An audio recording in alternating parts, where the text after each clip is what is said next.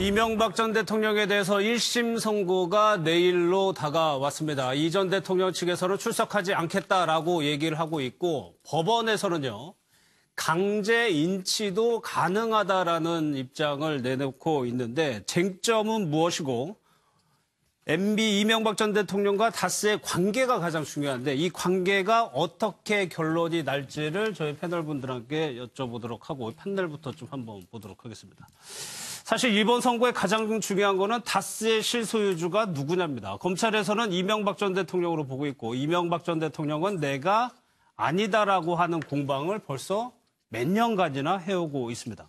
검찰의 주장과 이 전 대통령의 주장이 맞서고 있는데 내일 법원에서는 공익을 감안해서 생중계 허가를 하기로 했지만 이 전 대통령은 불출석하겠다고 얘기를 하고 있습니다. 영상부터 보겠습니다.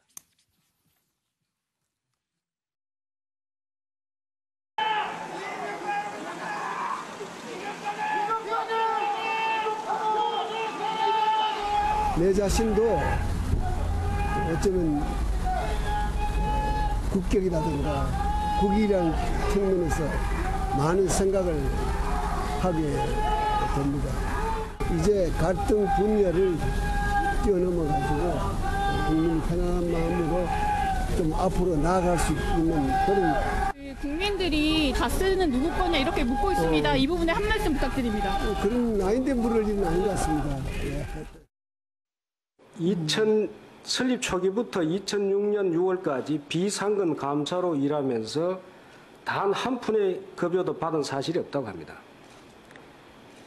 결국 김재정 씨는 다스의 최대 주주라고 하면서도 경영에는 전혀 관여하지 않았다는 겁니다.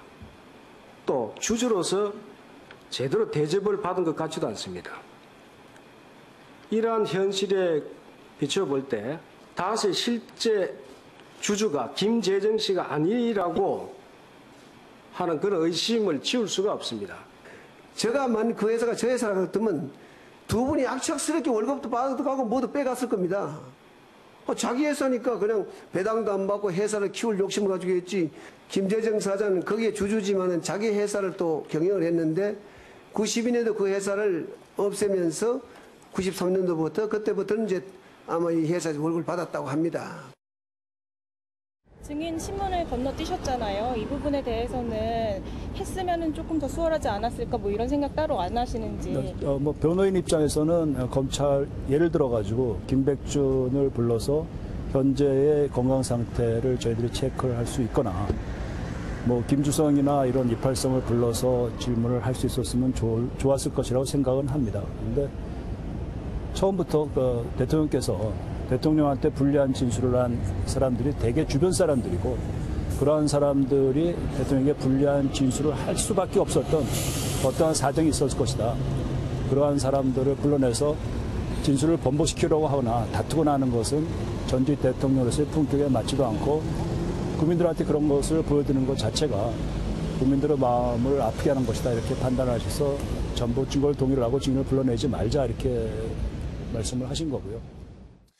사실 이번 재판의 쟁점은 시청자 여러분들이 다 아실 겁니다. 다스는 누구 거냐 거기에 대해서 법원이 판단을 한다는 건데 정은갑 위원께서는 어떤 좀 결론이 나올 거라고 보세요? 지금 앵커께서 말씀하셨듯이 2007년부터 계속 지금 관건이 이제 다스 실수주가 누구냐. 네. 지금 이번 검찰에서도 핵심이 물론 거기에 따를 것으로 보여집니다. 그러니까 지금 비자금 조성이라든가 뇌물수수 모든 일련의 과정들이 그거에서 비롯돼서 거기에 시작됐다라는 판단을 하고 있는 것이거든요.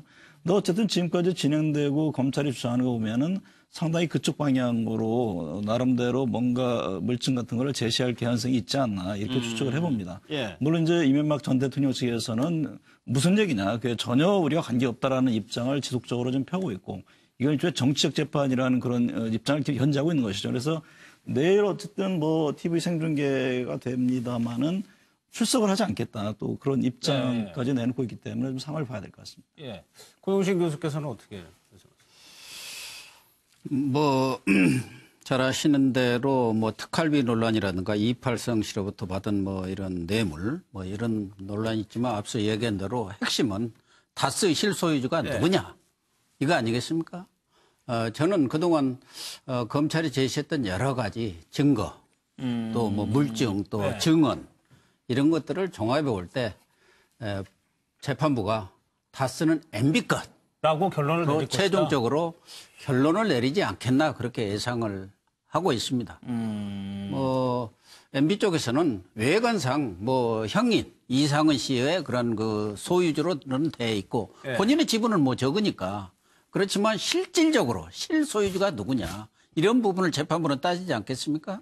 그러나 지금까지 뭐 쭉 많은 뭐 재판부뿐만 아니라 많은 언론들이 취재를 하고 또 뭐 이렇게 다룬 내용들을 종합해 볼 때 예. 실질적인 소유주는 MB 것이 아니었나 뭐 저도 그렇게 판단이 되기 때문에 예. 결국 뭐 재판부는 그런 증거 자료들이라든가 이런 것까지를 다 종합해서 판단하리라고 보기 때문에 결론은 뭐 일반인들이 예상하는 것에서 크게 어긋나지는 빗나가지는 않지 않겠나 그런 생각이 듭니다. 여기 혹시 반대되는 의견을 적으신 분이 있으신가요? 없네요. 서정 변호사? 네. 반대되는 의견 아니고요. 네. 일단 이게 내일 재판을 걷다가 한번 한마디로 정리하면요. 특이한 게 바로 이게 형량보다 뇌물 액수가 더 궁금한 이런 네, 게 재판이에요. 네. 형량은요. 어차피 이게 뇌물은 1억만 넣으면 10년 이상입니다. 그럼 이게 어차피 징역 12, 3년은 나와요. 근데 아무리 많아도 15년은 넘기 어려워요. 왜 구형이 20년이잖아요. 그럼 이게 형량은 내일 12에서 15 사이가 정해져 있는데 다만 이게 뇌물 액수가 얼마냐. 변호인 측은 이게 어떻게든 10억 미만으로 막으려고 하고 그다음에 검찰은 그래도 이게 전직 대통령 잡으려면 100억은 넘기야 되지 않냐. 세 자릿수 이상. 네. 이렇게 지금 보고 있는데요. 일단 이게 큰 쟁점은 세 개입니다. 바로 이게 다스의 실소유주는 왜 중요하냐면 횡령 배임 탈세도 있지만 삼성의 소송비 대납이 뇌물이냐 아니냐. 네. 그게 뇌물이라면 과연 이게 금액이 얼마냐? 58만 불이냐? 아니면 이게 전체 다 70m 다냐? 이게 쟁점이거든요. 여기에 따라 액수가 달라지고요. 그다음에 두 번째는 이팔성이나 여러 가지의 그 금전수수인 거 있잖아요. 네. 이게 과연 뇌물이냐? 아니면 이게 정치자금이냐? 이게 왜 중요하냐면 정치자금이면 시효가 다 지났죠. 예. 뇌물이면 이게 시효가 남아있거든요. 여기에 따라서 이게 액수가 달라지고요. 그다음에 마지막으로 국정원 특활비 있잖아요. 예. 이것도 이게 뇌물이냐 아니냐. 근데 이 부분은 김백준 원장이 전부 무죄가 나왔거든요. 따라서 이게 국정원 특활비는 무죄 가능성이 높고. 예. 그래서 이게 변호인 측은 이팔성 임명 후에 한 3, 4억. 그다음에 그 삼성 소송 대나 한 58만 불. 따라서 이게 한 10억 미만 한 막아보자. 예. 어차피 이게 징역을 10몇 년 오더라도 이게 전략이고요. 근데 검찰은 100억 이상 넘기는 이런 싸움인데 내일 이게 결론은요. 제가 보기에 직접 증거는 유리한 거는 이상은 씨 진술하고 권영미, 천암댁 있잖아요. 이분들에게 본인 거라 주식하니까 두 명이 직접 증언하고 근데 그 외 수많은 증인들 있잖아요. 김성우, 권성우, 뭐 예를 들어 김백준 이런 사람들 수많은 간접 증언들, 직원들 이걸 위해 판사가 누굴 믿을 것이냐. 여기에 따라 성패는 좌우되는데 네. 제가 보기에 객관적으로 보면요. 네. 50% 이상의 MB께 인정될 가능성이 높아 보입니다. 50% 이상. 이상. 그러니까 내일 볼 객관적으로 때 보면- 액수도 한번 잘 보시라는 말씀. 액수가 중요하다는 거예요. 알겠습니다. 정인환 교수님. 네.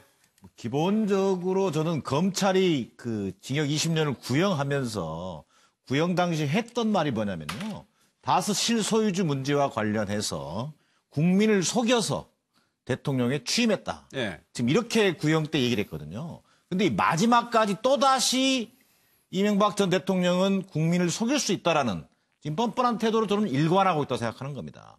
지금 139쪽에 달하는 뭐 변론의 글 중에 80 몇 쪽 가까이가 거의 다스 소유주 문제에 관련된 변론이라는 거 아니에요? 예. 그만큼 내일 재판에서 핵심은 다수 소유주 문제였죠. 여러분이 말씀하셨습니다만 결국은 수많은 측근들이 본인은 등을 돌렸다고 하지만 수많은 측근들이 다수가 자신의 것이 아니고서는 할 수 없는 행동들을 했다라고 증언하고 있잖아요. 그다음 또 뭐 작은 사안으로는 삼성의 어떤 그 소송 대납 문제라든지 이팔성 자수서가 이팔성이 아니죠. 저기 누구죠? 이팔성이 맞나요? 이팔성의 자수서 문제.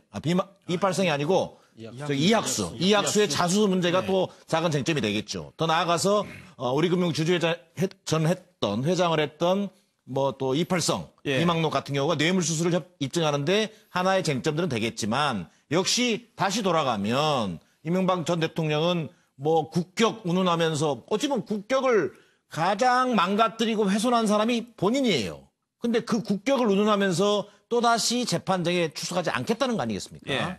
결국은 재판의 쟁점은 다스 실소유주 여부가 되겠지만 궁극적으로는 재판 마지막 최후 선고 때까지 예. 손바닥으로 하늘을 가리려고 하는 MB의 행태만 두드러지게 나타나고 있다. 예. 그런 평을 좀 하고 싶습니다. 그럼 불출석 관련해가지고 김한규 변호사님 먼저요. 법무부가 강제 인치도 가능하다라고 한 거는 그냥 원론적인 수준에서 얘기를 한 겁니까? 네, 이게 그 원칙적으로 이제 법무부 입장에서도 그런 입장을 낼 수 있고 실제로 조치를 할 수 있겠지만 예. 그 바로 직전 그 재판을 받았던 이제 박근혜 전 대통령과의 형평을 감안하면 아마 무리는 절대로 하지 않을 겁니다. 불출석 의사를 밝혔으니까 아마 내일 선고는 아마 이명박 전 대통령이 이제 출석하지 않은 상태에서 예. 아마 선고가 진행될 것 같고요. 뭐 MB 뭐 다스가 MB 소유냐 뭐 이 부분이 가장 중요한 쟁점인 건 다 앞서 다들 예. 하셨고 저는 가장 의아한 거는 특히 이제 우리나라 굴지의 이제 대기업인 삼성에서 이제 소송비를 대납하지 않았습니까? 이 부분이 인정된다면 사실은 이거는 뭐 이명박 전 대통령의 지금께서는 국격을 걱정하시는데 진짜로 이거는 우리나라에 있어서 커다란 스크래치를 낸 것 같다. 예, 왜냐하면 세계 초일류 그룹과 그 당시 현직 대통령 간에 이런 어떤 사사로운 일에 연관됐다는 점은 좀 많은 오점인데요. 예. 마지막으로 드리고 싶은 말씀은 아마 뭐 걔도 뭐 재판 내내 일관되게 본인은 다스 소유가 아니고 뭐 다른 건 뇌물 받은 것도 없다 이 말씀하셨지만은 어떻든 간에 판결 선고는 내일 나고 아마 추징금도 상당히 많이 나올 겁니다. 상당히 거액이 나올 것 같은데 뭐 이번만큼은 좀 추징이 좀 제대로 이루어졌으면 좋겠다. 예, 이렇게 생각합니다. 알겠습니다. 김성환 평론가님. 뭐 다 말씀을 다 잘해주셨으니까요. 저는 이제 이전 대통령 측에서 맨 처음에 재판 전략이나 검찰 조사 받을 때 그때 전략을 잘못 짰다고 생각하거든요. 다스는 그냥 솔직히 내 거다라고 인정하는 게 맞았다고 저는 생각해요.